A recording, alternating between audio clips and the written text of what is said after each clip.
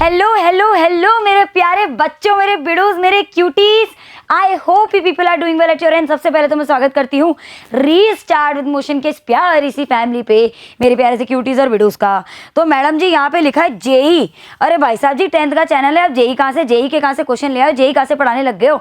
तो बेटा एक अंदर की एक छोटी सी बहुत छुपी रुस्तम बात मैं आपको बताने आई हूँ और उसी के साथ एक राज खोलने आई हूँ और राज के साथ एक चीज़ का आगाज़ करने आई हूँ। मैं यहाँ पे आपको एक बात बता दूँ बेटा, जो जेई मेंस का जो पेपर आता है, एडवांस का जो पेपर आता है, हमारे दिमाग में बस वो लेकर कि भाई 11th-12th के मैथ्स के क्वेश्चन उसमें आते हैं।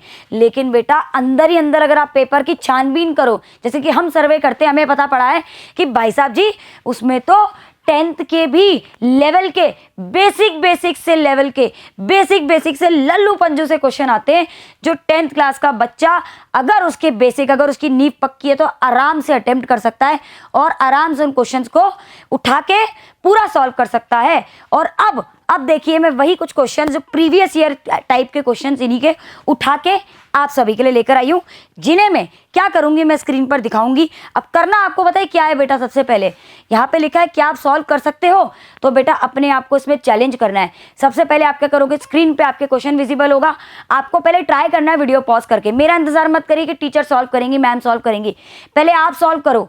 आप कर रहे हो, इट्स ओके, आपको आ रहा है वेरी गुड, नहीं आ रहा तब भी वेरी गुड। मेरे लिए वो बच्चा मैटर करता है जो ट्राई कर रहा है, जो नहीं ट्राई कर रहा, साइड में बैठ के बल्ले बल्ले कर रहा है, वो गलत बात है। आप ट्राई कर रहे हो, गलत कर रहे हो, डजंट मैटर, सही मैं कर दूंगी, बट ट्राई करना है आपको क्वेश्चन। उसके बाद ऐसे करके आप आगे आगे के क्वेश्चन ट्राई करेंगे। सबसे पहला क्वेश्चन अगर आपकी स्क्रीन पर देखोगे तो साफ दिख रहा है, late SA denote the sum of first n terms of arithmetic progression where S20, देखो S20 की दो बार वैल्यू, S20 की वैल्यू जो ऐसे है वो n term of an AP है, ठीक है, n term of an AP है, जिसमें आपको जो S20 है बेटा, S20 जो है उसकी जो वैल्यू गिवन है वो क्या गिवन है बेटा, लिखते जाइए यहाँ से, वो है 790। ओके, अभी आपने क्या करा, वीडियो पॉज करके क्वेश्चन सॉल्व करा मेरे कराने से पहले, अब मैं करा रही हूँ आपको, ठीक है। और S10 की वैल्यू कितनी है बेटा, 145 है। अब हमें निकालना क्या है, S15 माइनस S5 की वैल्यू। सबसे पहले तो उस क्वेश्चन को आंको कि कौन से चैप्टर का क्वेश्चन है। 10th क्लास का समझ में आ गया क्या, टीचर 10th के क्वेश्चन ही लाए होंगे। ये एपी का क्वेश्चन है, एपी में सम ऑफ एन एपी का क्वेश्चन है, सीरीज का क्वेश्चन है ये। अब इस पे आओ अच्छे से। अब हमें क्या बोला है, S20 की वैल्यू दे दी, S10 की वैल्यू दे दी, S15 माइनस S5 की वैल्यू दे दी है, निकालनी है अपने को। तो बेटा उल्टा चलो, S15 और S5 में जरूरत क्या है, एन तो गिवन है, हमें ए और डी कहीं से निकल जाए तो इसमें डाल के अपने बल्ले बल्ले हो जाएंगे। तो कुछ नहीं करना, ये जो दो भाई साहब जी हैं इन दोनों की हेल्प से लेआउट बता रही हूँ, पहले सॉल्व नहीं कर रही हूँ, पहले लेआउट बता रही हूँ, क्योंकि आप कोई क्वेश्चन मैथ्स का उठाओ, चाहे जेई चाहे बोर्ड्स, कोई भी, आपके दिमाग में लेआउट होना चाहिए, चाहे साइंस का हो चाहे हिंदी का हो, कोई भी हो, दिमाग में आपके एक लेआउट प्रिपेयर होना चाहिए कि भाई पहले S20 है तो पहले S20 से और S10 से मैं दो इक्वेशंस बनाऊंगा या बनाऊंगी, उस इक्वेशन को सॉल्व करके ए और डी की वैल्यू निकालूंगी, इसमें डालूंगी मेरी S15 माइनस S5 की वैल्यू, तैयार। तो चलिए S20 की वैल्यू निकालते हैं। S20 की वैल्यू, S20 के अंदर अपन SN का फॉर्मूला लगाते हैं सीधा, SN is equals to N/2 2A plus N minus 1 into D. साथ साथ बोलिए मेरे, साथ साथ बोलिए, ठीक है। SN की जगह S20, N की जगह 20/2 2A प्लस, क्योंकि A तो हमें निकालना है, N minus 1 that is 20 minus 1 that is 19D। Okay, S20 की वैल्यू कितनी है, 790 है, 790 है चल रहा है। 20 को जब मैंने 2 से काटा तो ये 10 आ गया और ये 2A प्लस 19D हो गया, और 0 से 0 कटा तो सीधा 2A प्लस 19D की वैल्यू मुझे 79 मिल गई। इसको मैं नंबर 1 डाल के छोड़ दूंगी। यहाँ तक क्लियर होगा आई होप, अगर नहीं भी है तो बेशक आप वीडियो को पॉज करके वापस देख लीजिएगा। अब हम उठा रहे हैं, अब हम उठाएंगे S10 को। अब S10 को उठाएंगे, सेम फॉर्मूला, पहले S10 को उठाने से पहले फॉर्मूला लिखना नहीं भूलना, फॉर्मूला लिखना मैं नहीं भूल रही, आप नहीं भूलेंगे, ध्यान रखिएगा। N/2 2A plus N minus 1 into D, ठीक है। चलिए SN दैट इज S10, ठीक है, N की जगह 10/2 2A, भाई A तो निकालना है, N माइनस 1, N इज 10, तो 10 minus 1 that is 9, that is 9D। D मेरा दहेज में चल ही रहा है, 2 से 10 कटा 5 बारी में, और S10 की वैल्यू कितनी है, S10 की वैल्यू कितनी है 145। और ये 5 मेरा यहाँ पे चली रहा है 2a + 9d।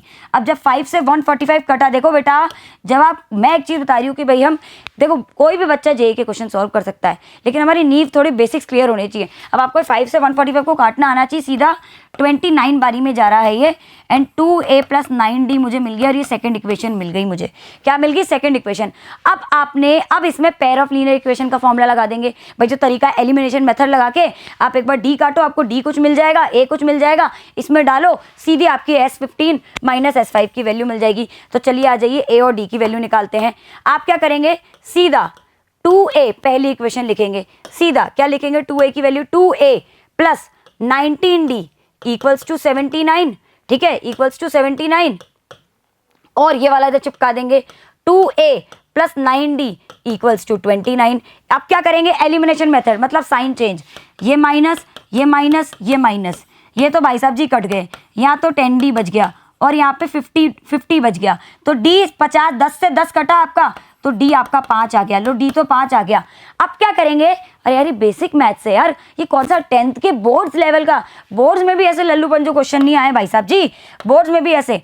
अब क्या करेंगे? अब इस d की वैल्यू को किसी एक में डाल देंगे। मान लीजिए 2a + 9d = 29 में जब आपने d की वैल्यू को 5 डाला तो आपकी a की वैल्यू आ जाएगी, a की वैल्यू आपकी आ जाएगी -8 आ जाएगी। लो a भी आ गया, d भी आ गया, ठीक है। अभी बेसिक चीजें इतना नहीं सॉल्व करूंगी मैं।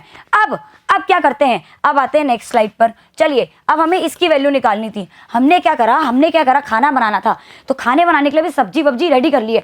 अब खाना बनाने जाएंगे, अब करेंगे भाई S15 - S5 की वैल्यू मुझे एक्चुअली चाहिए थी। खोल दो, S15 को क्या लिख सकते हैं? n/2 2a + n - 1 × d, that is 15/2 2a + n - 1, that is 15 - 1, that is 14d, minus n/2 that is 5/2, है ना, 2a + 5 - 1 दैट इज 4d।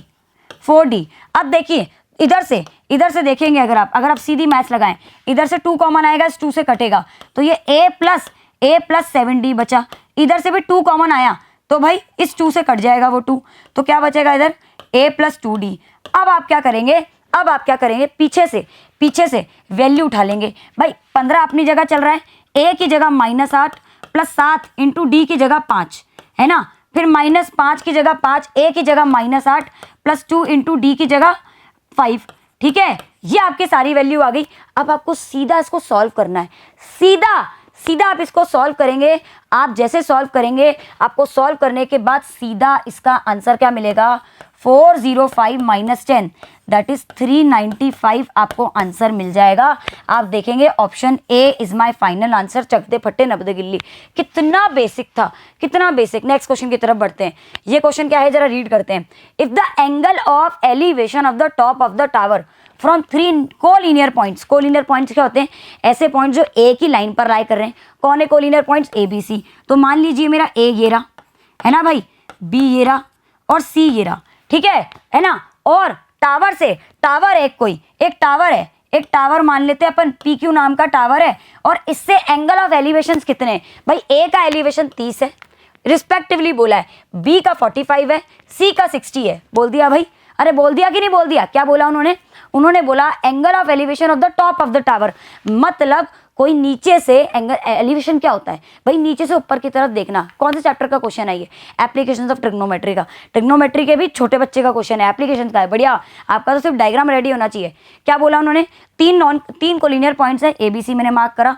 यहाँ टावर एक खड़ा है, इन तीनों पॉइंट से एक जना ए पर खड़े होकर कोई टावर के टॉप को देख रहा है, बी पर खड़े होकर कोई देख रहा है, सी पर खड़े होकर देख रहा है। तो भाई तीनों से अपना एक एंगल ऑफ एलिवेशन बनेगा। भाई ये सी से एक एंगल ऑफ एलिवेशन, बी से एक बनेगा और ए से एक बनेगा। ठीक है, समझ में आया यहाँ तक? थोड़ा डायग्राम एब्जर्ड बन गया, इसको सुंदर बना लेते हैं। भाई ए से एक जना देखेगा, बी से एक जना देखेगा और सी से एक जना देखेगा। तो तीनों के एंगल ऑफ एलिवेशन क्या क्या रहेंगे? ए से कोई देख रहा है तो ए का 30 डिग्री होगा, है ना। बी से देख रहा है तो 45 डिग्री होगा। बेटा आपके सामने रीड करके डायग्राम बना रही हूं मैं, कि देखिए आपको डायग्राम बनाना भी सिखा रही हूं मैं। ठीक है, चाहती तो उसको पहले सॉल्व करके ले आती सीधा सीधा, आपको सीधा बोल देती अच्छा ऐसे ऐसे डायग्राम बनेगा, ऐसे कर लेना।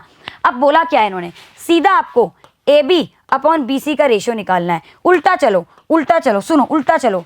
ए बी को मैं क्या लिख सकती हूँ? आपको पता है कि इसमें ट्रिग्नोमेट्री लगेगी, तो मुझे या तो पूरी ये साइड या ये साइड या ये साइड निकालनी पड़ेगी। यार मैम मज़ा आ गया ये चीज़ देखकर। तो अपन को इन्हीं साइड्स का यूज़ करना पड़ेगा, मतलब या तो मैं इसका या इसका यूज़ करूँ इसे और इसे सीन में लाने के लिए। Getting my point?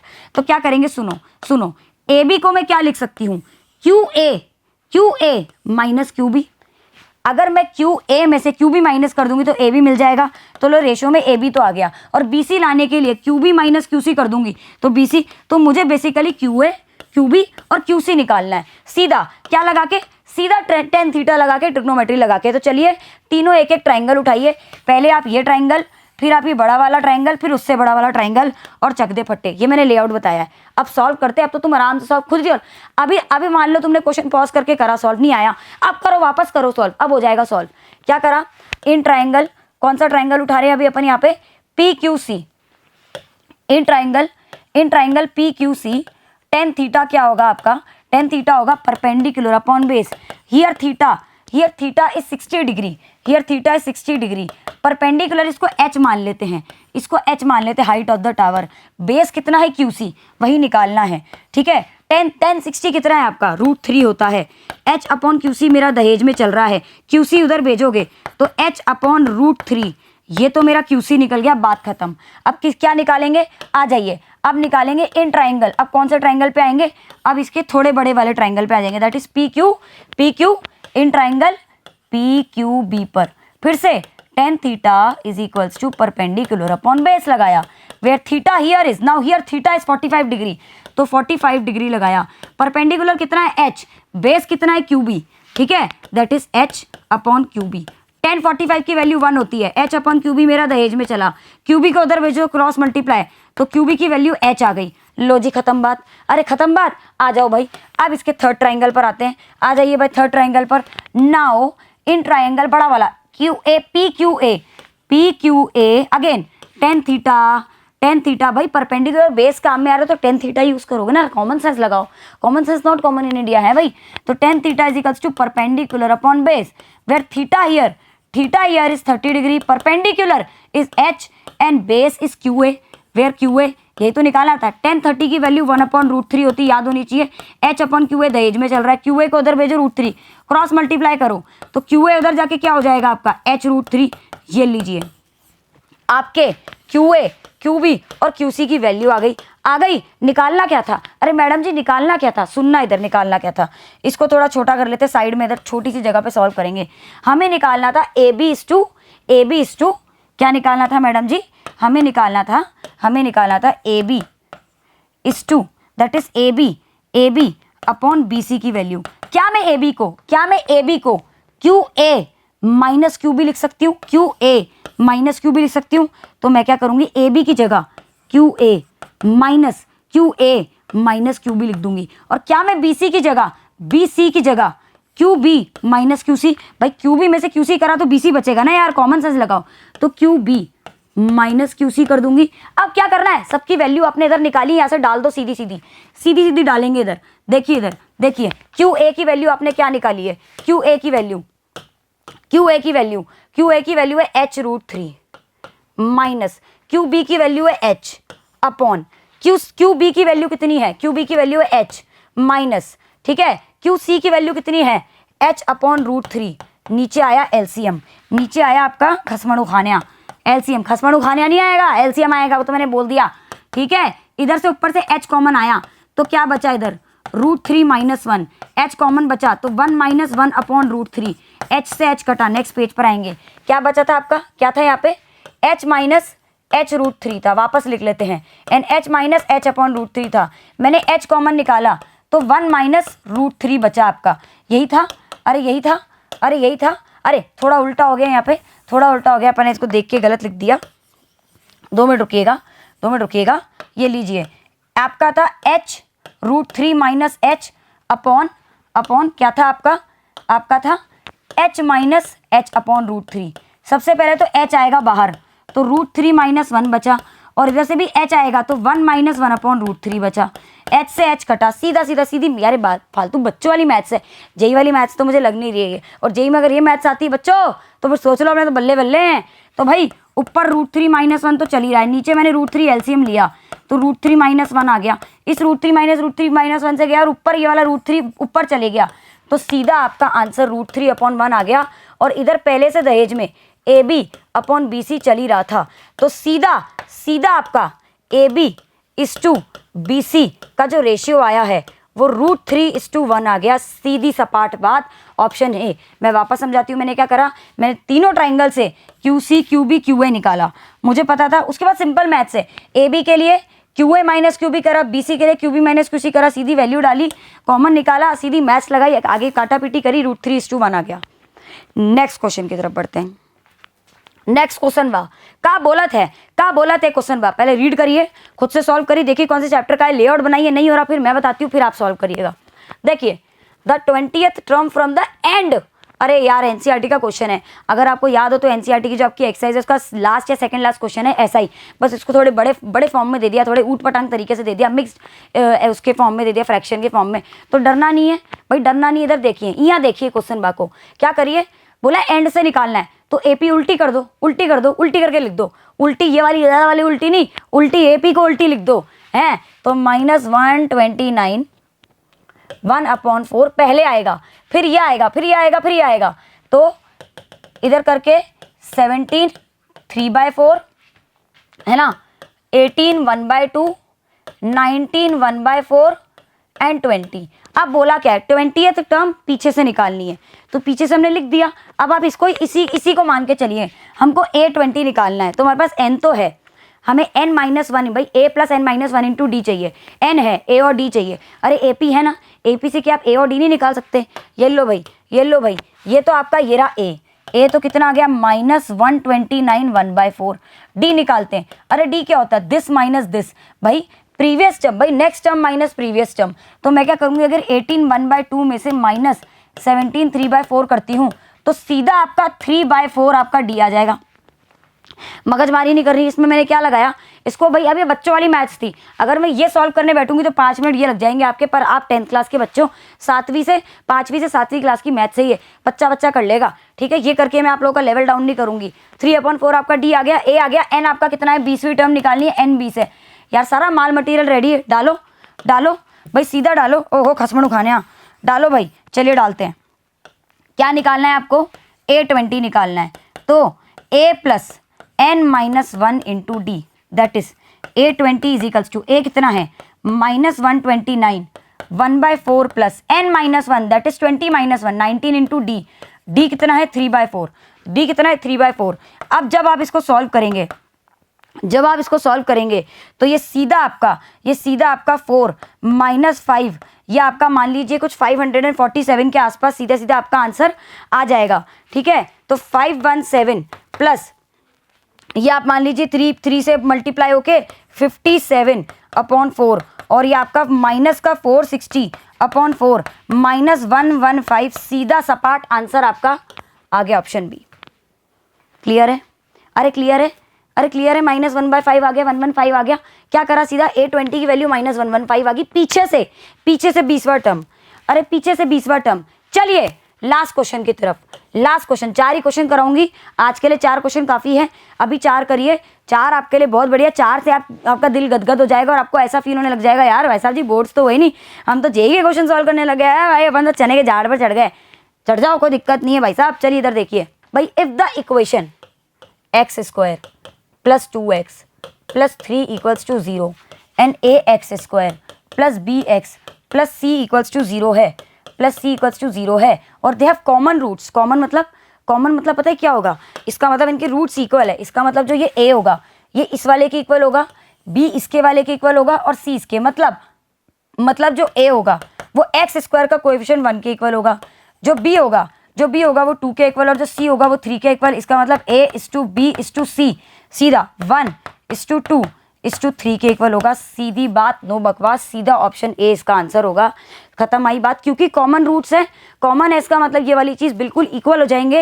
And I hope आपको ये क्वेश्चन अच्छे से समझ में आया। सिंपल सटीक बात थी, ऑप्शन ए इसका फाइनल आंसर है। 4 क्वेश्चन मैंने आपको आज के सेशन में कराए, 10th लेवल के थे, बहुत बेसिक थे, कोई भी बच्चा आराम से सॉल्व कर सकता था। आई होप आपको आज के सेशन में अच्छे से क्लियर हो गया होगा और थोड़ी आपको अंदर से एक खुशी और कॉन्फिडेंस आ गया कि यार जेई के क्वेश्चन सीख लिए। बेटा ये क्वेश्चंस की अगर आप तैयारी करते हैं, और इवन एक चीज़ बोलूँ, मैथ्स के बेसिक, मैथ्स बेसिक और मैथ्स स्टैंडर्ड में भी ऐसे क्वेश्चन उठ के भी आ जाते हैं ना, तो अपने को लल्लू पंजू लगेंगे। तो ये ऐसे वाले कि जेई में ऐसा नहीं कि जेई के लेवल के आते हैं, स्टैंडर्ड बेसिक 10th के भी उठ के आ जाते हैं। तो तैयारी अपनी उस लेवल की होनी चाहिए, बस बात खत्म। आपका कंसेप्ट क्लियर है ना बेटा, आप दुनिया का कोई क्वेश्चन उठा लो, आप कर सकते हो। इसी के साथ आज के सेशन में आप सबको मैं देती हूँ धन्यवाद कि आप अभी तक टिके रहें, और इसी के साथ लगन के साथ लगे रहिए, और क्वेश्चंस में लाती रहूंगी। Bye bye, have a nice day, चक दे पट्टे, जय हिंद, जय भारत।